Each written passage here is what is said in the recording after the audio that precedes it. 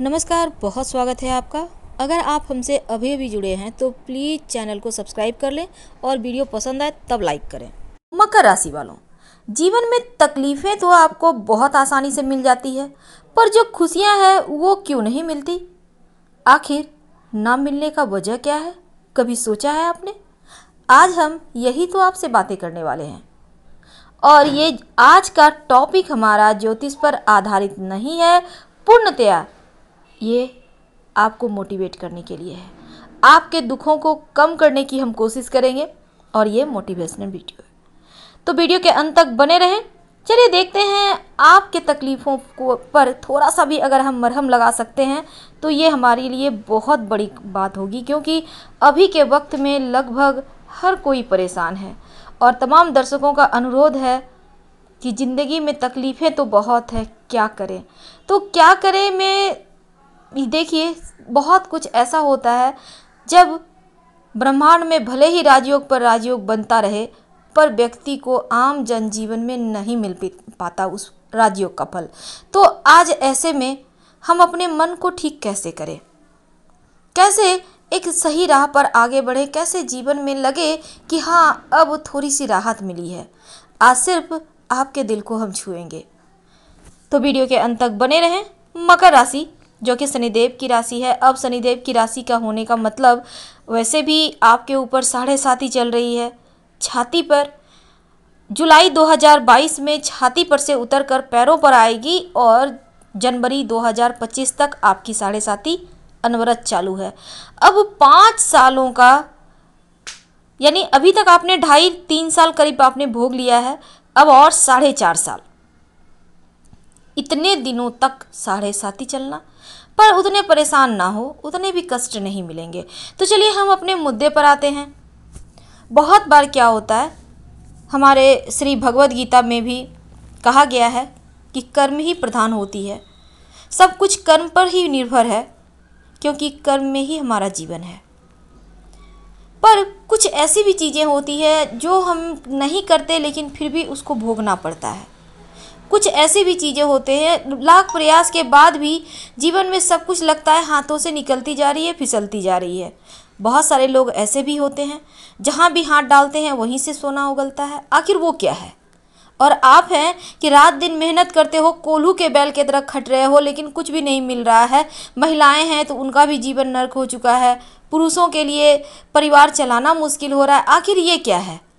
क्या इतने सारे लोगों पर ये जो विपत्तियां हैं ये भी कर्मों का फल है?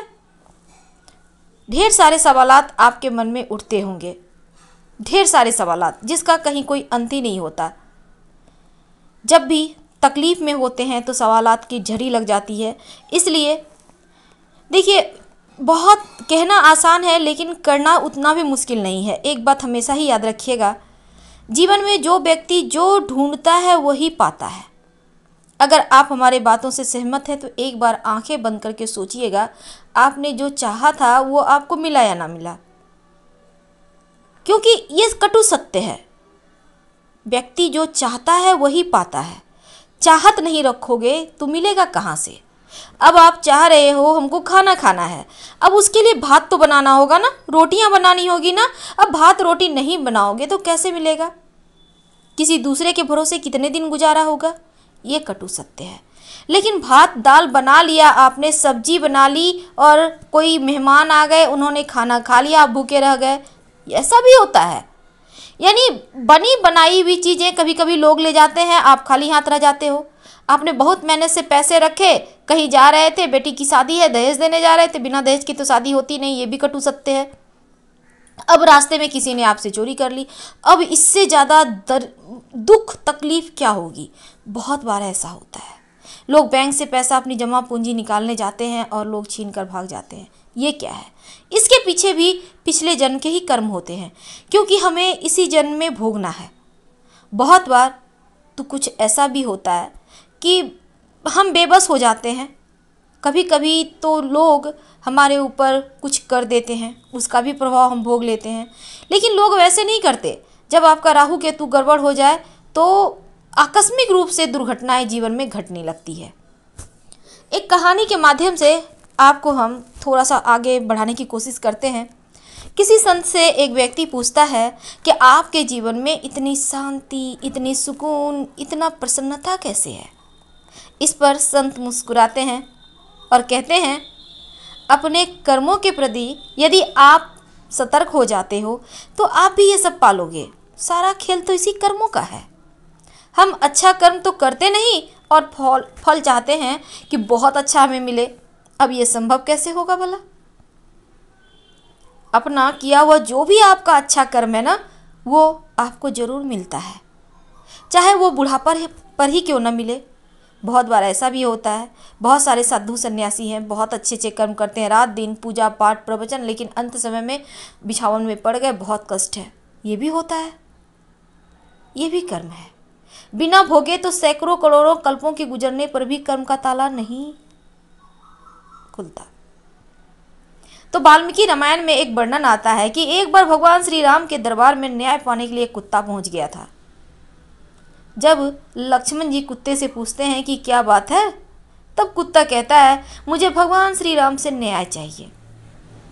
अब भगवान श्री राम उपस्थित हुए और कुत्ते से पूछे कि बताओ कैसे आना हुआ। कुत्ते ने कहा, प्रभु मैं खेत के मेड़ में बगल में लेटा हुआ था, तभी एक ब्राह्मण जो कि उस रास्ते से गुजर रहे थे मुझ पर अनावश्यक डंडे से प्रहार कर चोटिल किया है। मुझे न्याय चाहिए कि बिना किसी अपराध के ब्राह्मण मुझे क्यों पीटा, इसलिए आप उस ब्राह्मण को दंड दीजिए। अब भगवान श्री राम ब्राह्मण को भी बुलवा लिए और सवाल किया कि आपने इस कुत्ते को किस कारण पीटा। तब ब्राह्मण कहता है, प्रभु मैं स्नान करने के लिए नदी की तरफ जा रहा था, सोचा कि ये कुत्ता कहीं मेरे कपड़े छूकर मुझे अपवित्र न कर दे, इसीलिए इसे दूर भगाने के लिए मैंने एक डंडे से प्रहार किया। अब भगवान ने कुत्ते से पूछा, तुम बताओ इसका क्या दंड दिया जाए। तब कुत्ते ने कहा कि प्रभु मैं आपकी शरण में आया हूँ, न्याय तो आपको ही करना है। इस पर भगवान ने फिर से कहा कि नहीं नहीं, तुम ही बताओ, आखिर तुम ब्राह्मण को क्या दंड देना चाहते हो और वही दंड इस पर लागू होगा। तब कुत्ते ने कहा कि यह जो ब्राह्मण है इसको कालिंजर के एक मठ में मठाधीश बना दिया जाए। अब यह सुनकर वहाँ राज दरबार में उपस्थित सभी लोग बड़े अवाक रह गए, क्योंकि कालिंजर का वो मठ असीम वैभव, ऐश्वर्य, अकूट धन समृद्धि से भरा था। उसका मठाधीश बनना गर्व की बात होती थी। तब भगवान राम पूछते हैं कि तुम दंड दे रहे हो या मजाक कर रहे हो।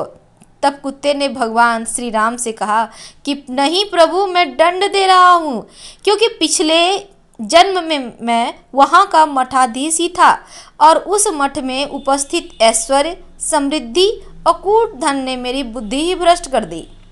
मुझे जो सत्य के प्रति कार्य करना था मैं उसे न करके गलत कार्यों में लिप्त रहने लगा और उसे ही जीवन का असली आनंद समझ बैठा था, जिससे कि मेरे तप का तेज खत्म होने लगा और एक दिन मेरी मृत्यु हो गई। उसके बाद मुझे कुत्ते की योनि प्राप्त हुई है।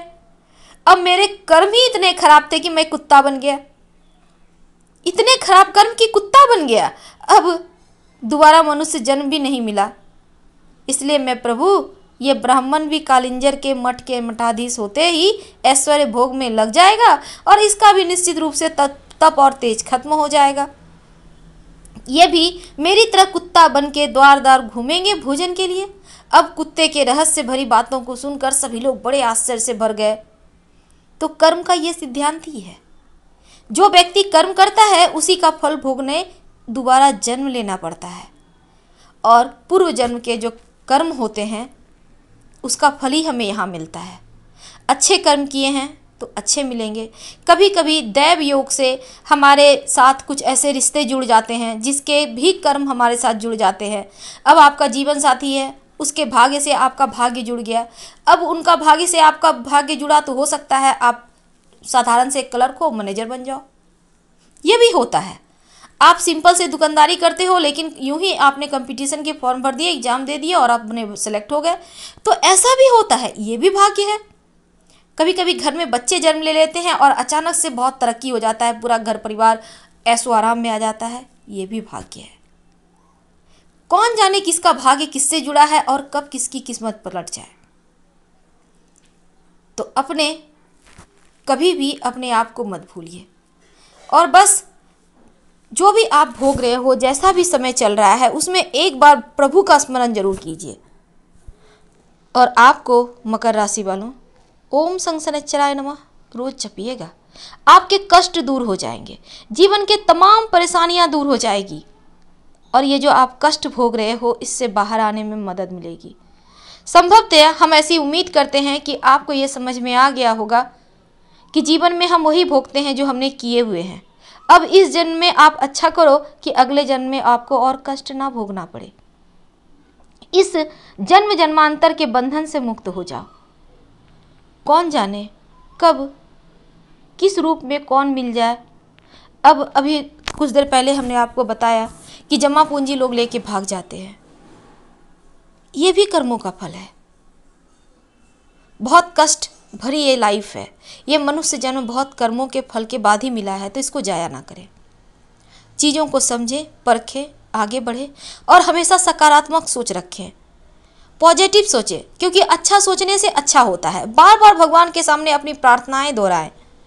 आपको जो चाहिए बार बार प्रभु से विनती कीजिए, क्योंकि जो आप कहते हैं वही आप पाते हैं, जो आप सोचते हैं वही आप पाते हैं। एक बार उनके सामने सच्चे हृदय से पुकार के तो देखिए, आप जिस भी प्रभु को मानते हैं वही आपके सामने आएंगे, आपको कष्टों से बाहर निकालने। ज़्यादा जीवन में कष्ट हो तो रोज़ सुबह गजेंद्र मोक्ष का पाठ करें। अगर जीवन में लगे कि अब कोई भी राह नहीं बचा, गजेंद्र मोक्ष का पाठ करें। हिंदी में, संस्कृत में, आपको जो भाषा आती है। नहीं कर सकते हो तो सुन लो, ऑडियो चला लो। यही तो है जो आपके जीवन के तमाम बुरे कर्मों का खत्म भी करेगा और अच्छे कर्मों को उजागर भी करेगा। हम सिर्फ आपको आज थोड़ा सा आपके तकलीफ़ों पर मरहम लगाने की कोशिश हम किए हुए हैं। अगर पसंद आए तब लाइक कर सब्सक्राइब कीजिएगा, ना आए तो आपकी मर्ज़ी, गाली भी दे सकते हैं, कोई बात नहीं। हमारा सिर्फ इतना ही एम है कि थोड़ा सा भी अगर आप कष्ट से बाहर निकलते हैं, क्योंकि कष्ट तो है, हमें पता है। फिलहाल हम विदा लेते हैं, फिर मिलेंगे किसी नए टॉपिक के साथ। हर हर महादेव, धन्यवाद।